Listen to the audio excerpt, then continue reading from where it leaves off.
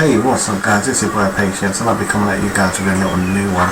In this one I wanted to kind of do a double over with Pokemon Sword. This is actually one of my favourite Pokemon games out of all the batch. Talking about from Generation original release, Generation 1's original release of Pokemon Red, Blue, and then obviously we've come right up to the existing day of today. So this is actually one of my favorites, if not my favorite. And then if not after this one, I believe it would be Scarlet and Violet. And then after Violet, it will probably be, or maybe before Violet, it will probably be, what is it, Pokemon Let's Go Pikachu.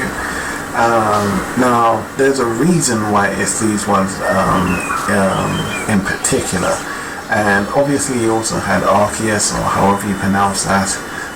That was also, I guess, one of my favorites, but I'll say the least of my top three, or top four.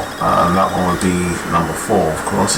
And I have my reasons, even though Arceus was a very good title, and it came with a whole new aspect, which I thought was amazing and very creative. I haven't really completed it from start to end, so it's not necessarily a fair statement to say it's one of my worst of the best. But as for the other ones, they do keep me immersed, and they do entertain me a hell of a lot more within the time period that I've had with them when comparing it to Arceus. So taking that into consideration, the reason why this one is my favorite is because of the toon shade, because of the fluidity. I was able to actually get hold of the diminished skill share, which is something that I think completely destroys every Pokemon game, which is having skill share turn on. I think that's a horrible mechanic put into the Pokemon engine, and if not fully removed, then I think it should be something that should have the option whether you want it on or off.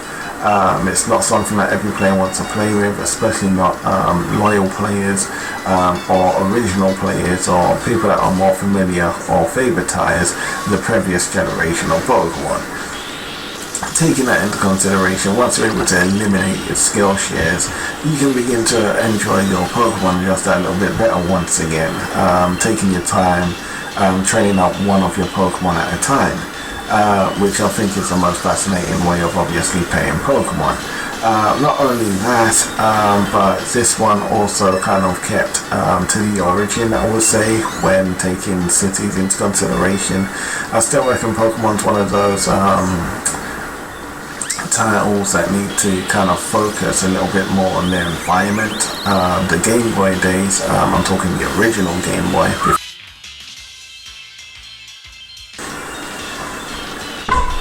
The original Game Boy days, before color, those Pokemon games, they had nice cities in there, and they had nice environments, and they were also very creative.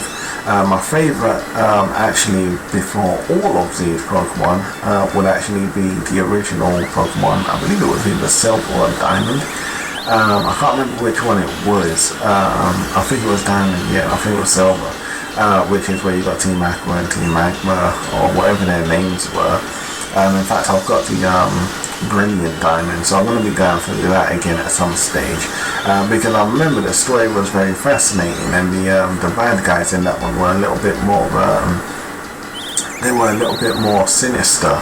And that's a little bit more to my liking. I do like my software, my gaming titles, my applications to have a little bit of flavour to them, a little bit of grade. Even though I know Pokemon is usually for the younger generation. I believe I was in like about 15, maybe 16, 17, somewhere around those ages when I first got my hands onto that. And I was fascinated with how the story played out, and how the Nintendo team didn't necessarily hold back in their how graphic it would be when relaying how Team Magma or Aqua, whichever one it were, how they treated Pokemon and how they felt about Pokemon. And I remember at that time I did grow personal feelings and how I wanted to protect Pokemon from that time myself as a young dude. So that's why that was my favourite. I grew a personal attachment to not just the game but the story, and it also made me feel like I was in the lore of Pokemon. I was living in the lore of Pokemon because I actually had an attachment with the realm of Pokemon. Now stepping into modern day, this one will probably be my favourite from Silver, so that's 5 titles being my 5 favourites, as it were, Silver being my best. This one, it kind of sticks to the original in that way, though the cities are not as great and the creativity is not as, I guess you could say functional, it's not as artistic as Silver or Brilliant Diamond. Even the way Brilliant Diamond started with the Red Gyarados was just so perfect. And I would really expect a hell of a lot more from the 3D applications, and I would expect them to go a little bit more in depth, but they seem to be holding back and, you know, producing very kind of cheap presentation, but going for premium prices on sales, which I think is very unfortunate, because if you ask me, that's more of a douche than it is kind of trying to seek greater success with their franchise. As for this, taking all that into consideration, there's aspects of this that obviously bottom out and hit this title a lot, and because of that it does make titles like Arceus look a lot better than what it actually is. It would have been nice if they kept this title and just kind of like painted over it, as it were, which would have given up Arceus. But they chose to actually kind of like create something entirely different. Arceus is like this, where it's slightly different. I guess you could say mostly story-wise. I noticed they are fascinated with going into the past rather than heading more towards the future. And whenever they do go into the future, it's still the past. There's many aspects that they could do to kind of innovate this franchise off the floor. Because most times when I get my hands onto these titles, I feel like I'm still on the Game Boy days, the original Game Boy, where you're just running around from town to town, and you know you're going after the same badges in a particular order, and once you do attain those badges, there's nothing to achieve at the end of it. It's just as simple as that. It's the basic is running after Pokemon, catching Pokemon, and then you complete the game. And you might want to get a few shinies, or you might want to get a few rare Pokemon, however they choose to go about it. But it never really melts the outer coating and reveals the true greatness what's underneath. I always feel like you're just slippy sliding on the outer coating, unfortunately. So this is something that I really wish that the Nintendo Pokemon team will tackle, and it's something that I kind of want to talk a little bit more about, if not in this upload, then most certainly another. But if I was to stick to the things that I did like about this, whilst trying to implement what I think could have made it a little bit better, was I loved the fact that once you get these berries, how you use them, you can cook them up and etc. I like the fact that you do have camping in the game at least. And I like the fact that you could customize your character both in clothes shops and in hair shops, which I think is pretty darn awesome. I would like if they start making character customization a little bit more intuitive, aka I would like if it was more creative. So I could make my character be maybe overweight or maybe a bit lame, sick, you know, so he might have asthma. These kind of things kind of make being in the world of Pokemon just a little bit more intimate. So intimacy is what's actually missing right now between me or us, the gamers, and the content, they want to kind of create a real meshy world where player and content can really become as one, and stop with this detached stuff, which is as you're running around the world of Pokemon, it's just as simple as that. Just like the Game Boy days, there is no detachment from the Game Boy days. There's no invitation into the world or into the lore of Pokemon. There were certain aspects. I like the fact that they did kind of like open up the landscape a little bit more, just like in Pokemon Scarlet and Violet. The landscape is a lot larger. I do prefer the cities in Scarlet and Violet, I believe, because they look a little bit more modern, and there's a little bit more going on. I think by now I'd really like to see, like cities that we would see in real life in Pokemon. So it's not like just one or two giant buildings or 5 or 6, but you actually have a city and replicate what a city looks like. So that would be, for starters, that's something that I'd really like to see out of newer titles of Pokemon, and stuff that I think we're missing from these ones as well. Taking into consideration things that I would like to see would be a global world for open world. I don't know why, but everyone seems to think that when you can run around like how you can in this game, they tend to call it open world. It's not freaking open world, guys. Open world is having an entire globe that you can run around in, and there's nowhere on that globe that you cannot go. Alright, so that is open world. So whenever someone pictures to you open world, and all you can do is free roam in places, just like in this title, okay, that is not open world. That is free roam. So you're spending a lot of money on something that you're not actually getting. Okay? So that's just for starters. So open world is something that I think they should most certainly pitch into Pokemon right now. And in the original Pokemon, they did mention that if the Moon Rock and where they got their fossils from.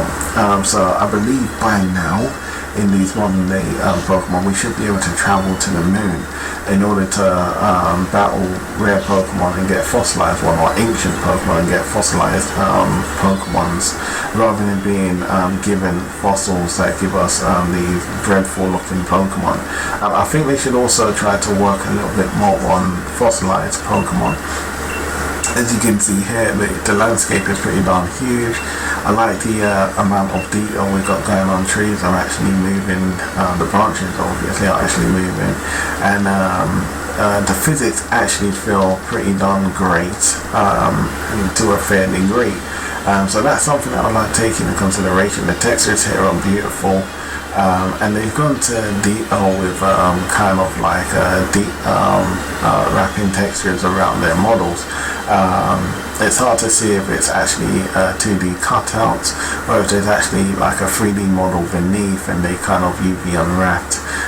But either way, it looks amazing. But there is a real huge downside after this clip here that I hope to bring out in just a moment. I do like the fact that you can find items or collectibles on the ground every now and then, but I think they go a bit too far with that.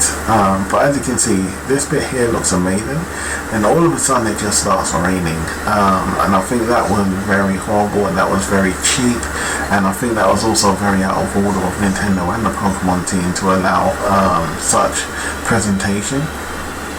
And then to obviously aim to sell stock at premium prices, because if you ask me, that's a bit of a cheat. They kind of douched the consumer market there, simply because there is a demand, and the demand is open world, which is global, guys. Open world is global, which means you're taking the entire world and possibly even the entire moon. So you got to remember, technology has moved a long way, guys. So when they say open world, you got to take that stuff into consideration. Okay, it's like going to buy a car, but you've only bought a tire. So you got to take that bit into consideration. So when they say open world, obviously that's a bit of a douche. And then obviously the dynamic weather system obviously was another douche. So there's no open world and there's no dynamic weather. Obviously this is a dated title by now, but it just goes to show the stuff that they can actually get away with. So that was something that I did not like. The weather system was a bit too drastic, and it was a short step from completion, I guess you would say. It was dreadful, it was horrible, and obviously they could have done a much better job. But obviously it was horrible, it was terrible, and they actually went with it and it succeeded. But I think that was a huge downturn. But I believe in Pokemon Scarlet and Violet, they actually did a brilliant job. And if I'm not mistaken, unfortunately, that game actually got a lot of discredit, a lot of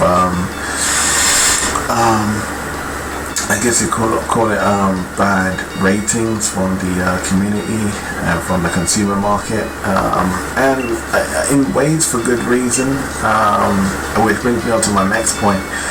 This title obviously has a nice toon shade to it, where it's not too cartoony and it's not too realistic. Obviously I'm one of those guys, I don't like the realistic aspect of Pokemon, and it was one of the things that turned me off a bit too much from the movie that came out a little while back ago, where they had real characters playing alongside Pokemon. I don't know why. I guess for a movie it's not too bad. I think it was Detective Pikachu or something like that. For a movie it's not really too bad, but gaming wise I think it's best to keep to the cartoon, the origin, and because I felt like that's the best way to go. And in this title I felt like they kind of pushed it as far away from absolute toon shade as they possibly could, but somehow kept very strong and true to the original look and feel, which I thought was brilliant, because Arceus obviously does a little bit more toon shade, but I don't feel like the features of the game are as cute as this version, unfortunately. And also what's the other one, Violet and Scarlet, unfortunately it looks like not enough time was put into that title, which is very unfortunate, because it was the one and only title out of all the titles thus far from the original Generation 1 or Generation, what would that mean? What would that Generation 4, Generation 3, Pokemon Silver. Pokemon Silver was like the last whatever, but the point is the style of Violet and Scarlet was as close to I guess you would say those days when taking into consideration the environment and all of that. So it's like the game had a lot of potential, and from that point forward there would have been room for a lot of growth and a lot of expansion, but for some reason they took a side step from that. I felt like characters had better emotions on their face, animations were a little bit more intricate, more creative. The weather dynamic system was a lot better. You had day cycles in it, if I'm not mistaken. There was a lot going on, and one of the most fascinating things was there's a different take on it, where at the beginning you're in a school, and you're actually a part of a school, which I thought was super duper, because it was something that I've never experienced before in a Pokemon game. So that was amazing. In the original Pokemon Red and Blue, you go into a classroom and they kind of teach you the basic fundamentals of how elements work and how to use weaker elements against stronger elements, and weaknesses and strong points.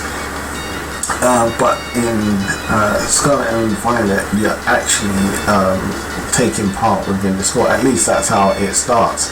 And I would like if they kind of went a bit more intimate with that aspect also in later versions, because you're actually invited into the world of Pokemon. You know, it's like it's more than just playing a game. You're actually in the lore, and you're actually getting involved, engaged with your surroundings and what's happening.